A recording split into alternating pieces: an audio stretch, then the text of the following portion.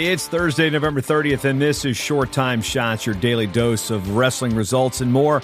I'm your host, Hall of Fame wrestling writer, broadcaster, and announcer, Jason Bryant. The network, that means this network, the Matt Talk Podcast Network, dropped a couple of episodes for you to check out. The first was episode 2 of the Etched in Stone series on Gray Simons called 7. Yeah, that's a lot of numbers. Anyway, Gray Simons was the coach at Old Dominion when I came through. He was the coach at Tennessee, Indiana State, Lock Haven.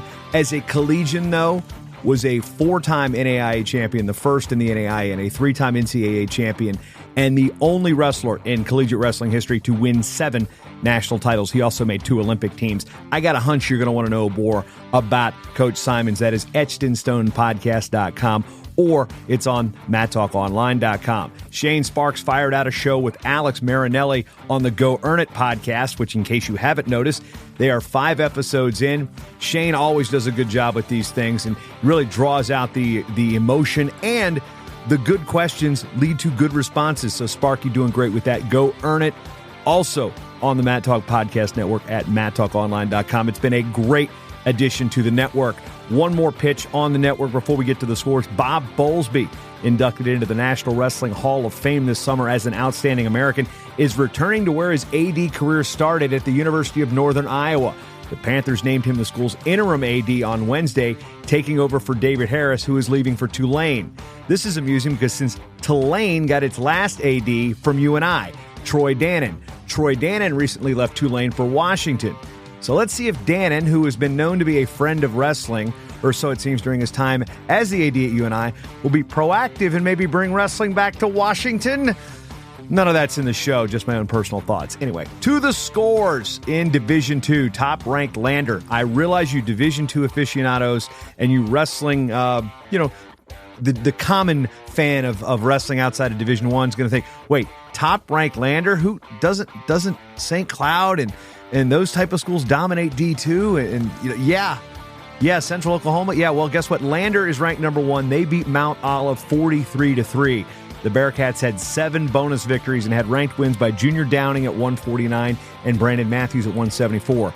Downing used a third-period takedown and a riding time point to slip past 10th-ranked Dallas Wilson, while 12th-ranked Matthews topped 7th-ranked Kalen Staub 13-8. Keeping it Carolina, UNC Pembroke beat Emmanuel 27-17. Tiffin beat Thomas More 39-13. Thomas More is transitioning from the NAIA to NCAA Division II. They've been busy. They were D3, they were NAIA, D3, then back to the NAIA, now back to D2. So they're the Saints, by the way. Thomas More heavyweight Dalton Mayer still probably is in contention for the best hair in college wrestling. Going a little further down south in the dirty South, South Carolina, Allen beat Lincoln Memorial 28-16 and St. Andrews of the NAIA 43-6. Speaking of the NAIA, I've been wanting to say this for years on the show, but you got to call Tyrone. Call him a winner. Tyrone Lewis picks up his first victory as the new head coach at Baker University in Kansas. The Wildcats earned 5 bonus victories, including Kevin Lund's technical fall at 197 to get past the statesman, how stately, of William Penn 24-22. William Penn, by the way, in Iowa. Williams Baptist beat Lyon College 34-24 in an all-Arkansas tussle. Williams Baptist is in the NAIA, while Lyon College is in its transitional process. A lot of that going around these days with the realignment from the NAIA to NCAA Division III. On the women's side, tip of the cap and a shout-out to Lincoln Memorial, which earned its first win in program history on the women's side, defeating Allen 25-10. Ashley Morris, Callista Gibson, and Jenna Blinkowitz each got falls for the victorious, now get this, Rail Splitters. It sounds like a minor league baseball name, but Lincoln Memorial, you are the Rail Splitters. Awesome.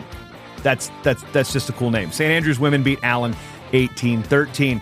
That's all it was. It was a short day on the Match Wednesday, so you can subscribe for free to my daily wrestling newsletter at MattTalkOnline.com/news. Sign up, get these daily news nuggets for free every morning, at least 5 days a week. And that's, as always, delivered by our good friends at Resolite. So, I've got a match tonight. Yep, I'm announcing Augsburg and Loris at Cy Melby Hall in Minneapolis. Little D3 wrestling, and then Friday, I'll be doing some pinch hitting on the SID side as St. Cloud takes on Minot State. No, I do not have to get in a van and drive to Minot in December. Maybe one day. It's on my bucket list. That's all I got for you now. This has been Short Time Shots. I'm Jason Bryant.